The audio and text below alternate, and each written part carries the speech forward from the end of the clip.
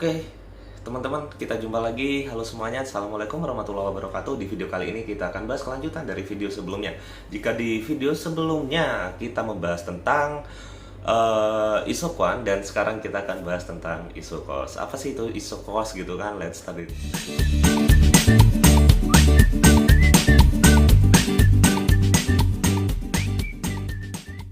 Nah, di isocos kali ini itu sama persis dengan budget line. Kalau misalkan kita ngomongin dari sisi konsumen itu sama dengan budget line. Nah, kalau di budget line itu seperti apa? Teman-teman nonton budget line itu gimana gitu kan? Nah, itu ada di link di bawah. Gua udah taruh juga link tentang budget line gitu. Nah, sekarang kita ngomongin tentang isocos.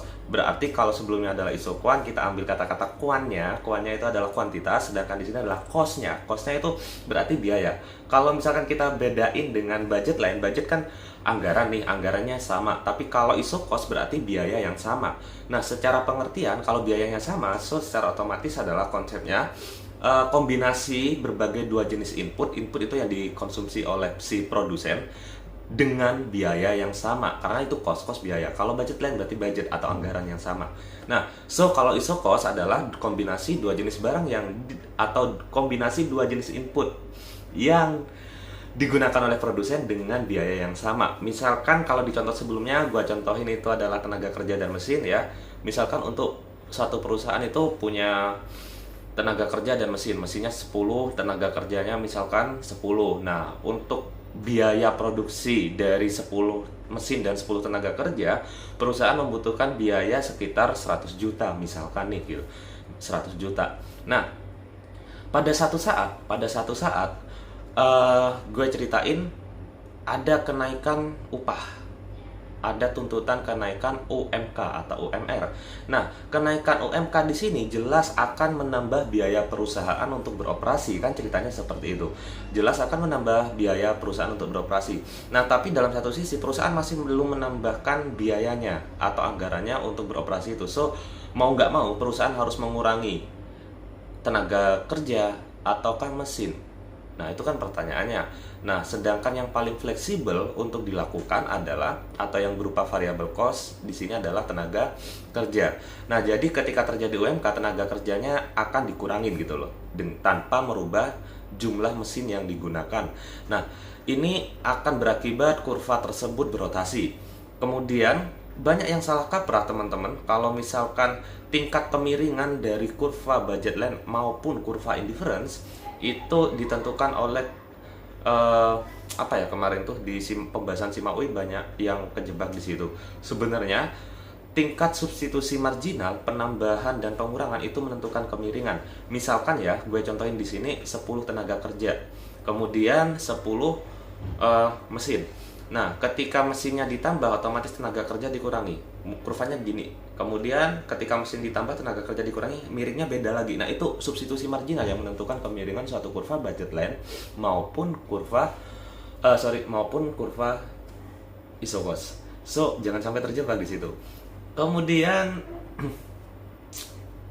tentang isocos lagi, kalau misalkan kombinasinya ingin digunakan nambah tenaga kerja, otomatis mesin dikurangi dan sebaliknya. Kalau misalkan terjadi kenaikan UMK, itu gak akan merubah kemiringan, tapi akan berotasi gitu loh. Karena UMK-nya naik, gue jelasin aja lah ya. Oke, simak aja video berikut ini.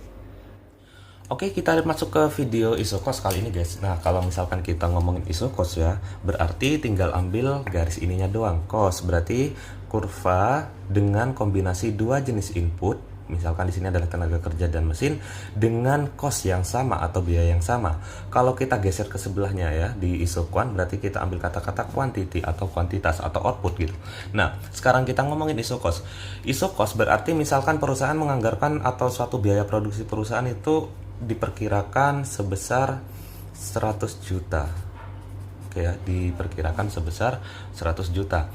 Nah, dengan 100 juta ini perusahaan bisa menggunakan mesin sebanyak 5 dan tenaga kerja sebanyak 5. Kemudian guys ya, kalau misalkan perusahaan dengan 100 juta lebih memilih untuk memanfaatkan tenaga kerja, ceritanya misalkan ada aturan dari pemerintah untuk menggunakan padat karya, sama seperti cerita sebelumnya. Berarti tenaga kerjanya harus banyak nih, misalkan di 8. Oke ya, misalkan 8. Secara otomatis karena biayanya nggak boleh berubah gitu, atau biayanya nggak bisa ditambah lagi oleh perusahaannya, ini udah paling mentok perusahaan punya 100 juta gitu, maka resikonya adalah ketika tenaga kerja dari 5 ditambah menjadi 8 orang tenaga kerja, resikonya adalah perusahaan harus mengurangi jumlah mesin. Misalkan mesinnya dikurangi jadi 3 penggunaan mesin.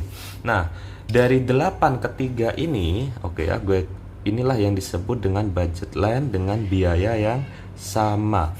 Nah, ini nih guys, banyak yang terjebak di sini. Kemiringan dari kurva iso cost maupun budget line, kemiringan dari kurva iso cost maupun budget line ditentukan oleh apa? Ditentukan dengan marginal substitution, marginal rate of substitution, atau ini MRS adalah marginal rate of substitution. Kemudian kalau di teori produksi kita akan mengenal dengan istilah MRTS, yakni marginal rate of, T-nya ini adalah technical,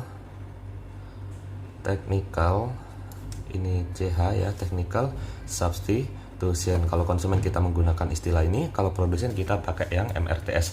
So sekali lagi, yang menentukan kemiringan ini kan miringnya gini nih gitu loh. Ini miringnya beda gradiennya yang ini beda. Kalau gradiennya ini gini ya, itu beda dengan miringnya yang ini dan ini. Kebanyakan kemarin terjebak teman-teman tuh ya karena apa? Karena misalkan terjadi perubahan pada harga atau pada biaya. Nah, ini gue contohin. Kalau misalkan gue kasih spidol hijau ya. Kalau misalkan terjadi perubahan pada biayanya gitu, atau tenaga kerjanya gitu. Tenaga kerjanya nih ya, tenaga kerja. Gue contohin. Misalkan UMK-nya naik, yang sebelumnya itu tenaga kerjanya 5, kemudian mesinnya 5. Kemudian UMK-nya naik, guys. UMK naik. Oke, sekali lagi UMK naik. Nah, perusahaan untuk membayar 5 orang tenaga kerja dengan total biaya yang maksimum ini adalah 100 juta, maka nggak bisa tenaga kerjanya ditambah. Dan nggak bisa juga, tetap resikonya adalah tenaga kerja yang dikurangin atau mesin yang dikurangin. Nah, gue misalkan tenaga kerjanya yang dikurangin dari 5 karena UMK naik dijadikan 3, yang 2 di PHK. Nah, kalau ininya udah dikurangi, maka jumlah mesinnya ini tetap. Nah, muncullah kurva yang seperti ini. Nah, garis hijau inilah yang kemudian disebut kurvanya berrotasi. Kemudian, bagaimana kalau kurva iso cost ini bergeser gitu. Nah, kalau bergeser beda cerita. Misalkan perusahaan dari 100 juta menganggarkan 200 juta nih biaya untuk mempekerjakan tenaga kerja maupun mesin.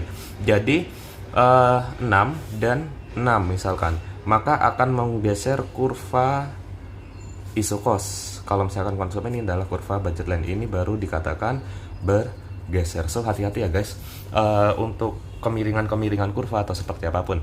Nah, cukup sekian dari Isokon dan iso cost. Semoga teman-teman semua dapat paham gitu loh. Aku yakin paham banget lah. So see you again in the next video.